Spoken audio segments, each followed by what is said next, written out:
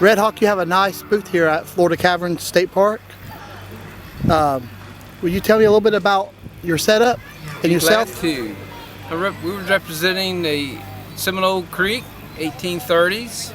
What you see behind me would be a hunting camp or a camp on the move back in those years. Especially in the 1830s, we were being pursued by the U.S. government, by soldiers, to encourage us to go to Indian Territory in Oklahoma, which is now Oklahoma.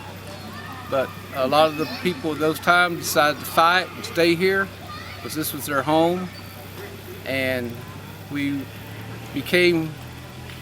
had started coming down into Florida when the Spanish occupied Florida.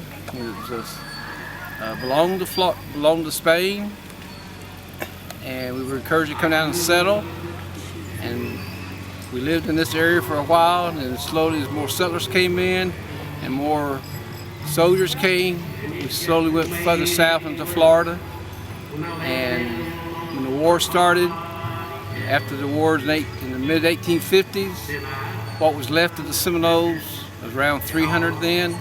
We were down in the Everglades of Florida, and that's been their home ever since. And we have come up from the Swan River where we live today, and to be with the people here today and to show a little bit of what went on back then, how we lived and the clothes we wore.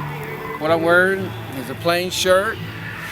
I'm wearing cotton leggings today because it's warm, a little bit cooler than the leather leggings. My belts, sashes are all finger woven. I have a neck knife. I have my regular hunting knife on my side. My hospital bag, my bag I wear, keeps different things in there, things that are important to me, things I would need. Has beadwork on it. There's a story behind that, and you see deer hides, you see gourds. We grew gourds. We use those different utensils, bowls, drinking, like you get a bottle of water today, and our drinking gourd would be a drinking gourd. Big gourd that carries things in. A canvas tent. We would have salvaged that on the East Coast from ships that had gotten hurt in the storm. We could wade out in the water, swim out, and salvage stuff from the ships. Or we could trade sometimes for the canvas to make a shelter. And we just lived off the land, but we were also farmers too. We grow vegetables, and then we would supplement our diet with game and the vegetables we grew in our garden.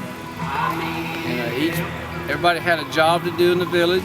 The boys were taught early age to hunt squirrels and rabbits so they could be a good warrior later on. The girls were taught to grind corn, to cook, and to feed their family.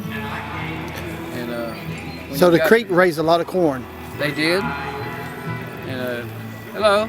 And we were just self-sufficient, and we built our chickees, what you call chickees today. They were a thatched roof.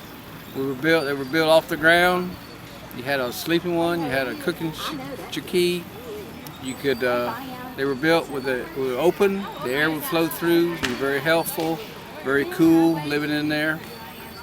And that's kind of the gist of what we do. Well, I sure do appreciate it. You have a lot of nice stuff here. You know, it was a tough life back then, I know that. It was, but it was a very good life. Appreciate it. Thank you for coming out.